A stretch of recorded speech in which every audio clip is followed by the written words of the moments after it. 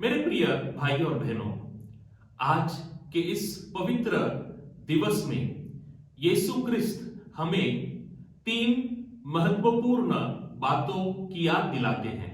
और ये 3 महत्वपूर्ण बात है प्रार्थना, उपवास और दान धर्म अथवा धर्मदाय।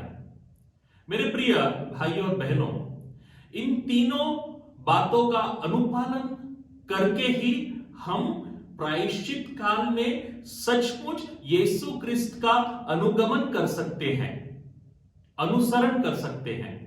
और आज की उपासना हमारे सामने एक महत्वपूर्ण सुसमाचार प्रस्तुत करता है जो इसी 3 तथ्यों पर आधारित है: प्रार्थना, उपवास और दान धर्म। यहूदी भी, और विशेष रूप से यहूदी लोगों में जो कट्टर यहूदी थे, फरीसी, ये लोग दृढ़ता से इन तीनों बातों का अनुपालन करते थे, लेकिन इनके आंतरिक और आध्यात्मिक जीवन में इसका कोई परिणाम हुआ नहीं। इसका कारण क्या है? इसका कारण समझने के लिए हमें आज के सुसमाचार की पृष्ठभूमि समझनी जरूरी है। और आज के सुसमाचार में यीशु इन्हीं लोगों का धिक्कार करते हैं और हमसे यह आग्रह करते हैं कि हम सचमुच इन तीनों बातों का अनुपालन करके उसका अनुगमन करें। फरीसी क्या करते थे? फरीसी दान धर्म करते थे। सभी यहूदी दान धर्म करते थे, विशेष रूप से जो अमीर थे, धनी थे, दान धर्म करते थे।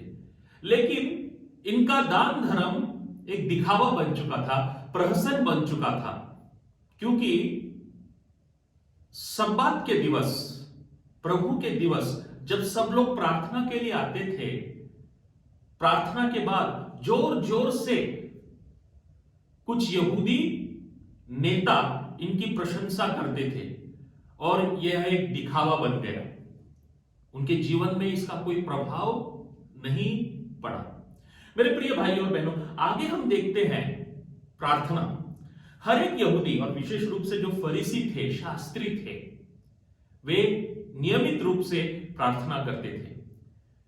विशेष रूप से सुबह 9 बजे और दोपहर 3 बजे हर एक यहूदी यरूशलेम की दिशा में अपने आप को अभिमुख करके प्रार्थना करता था, क्योंकि इसी समय मंदिर में, यरूशलेम के पवित्र मंदिर में बलिदान अर्पण किया जाता था।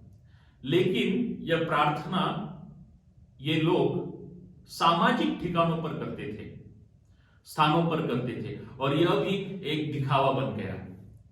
उपवास, हर एक यहूदी सोमवार और गुरुवार प्रभात से लेकर प्रदोष तक, सुबह से लेकर शाम तक उपवास करता था, लेकिन लोगों को दिखाने के लिए, जिस वजह से उनके जीवन में इसका कोई परिणाम नहीं हुआ।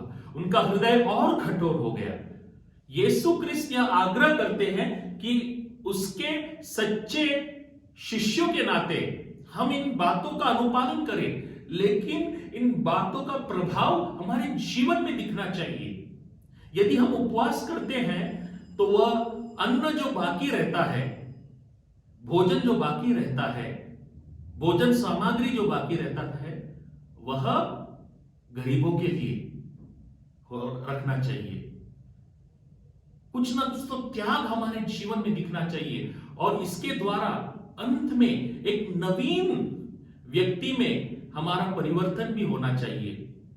हम में यदि अहंकार की भावना है, बदले की भावना है, रंजिश की भावना है, इंतकाम लेने की भावना है, तो इन भावना से मुक्त होकर हमें प्रेम का माध्यम बनना चाहिए। यही 40 काल का संदेश है। तो इसीलिए मेरे प्रिय भाइयों और बहनों, यीशु क्रिस्त का अनुगमन करें, उसका अनुसरण करें और पवित्र जीवन बिताकर इस पवित्र 40 काल में यीशु क्रिस्त के एक सच्चे शिष्य के रूप में कार्य करें। आमीन।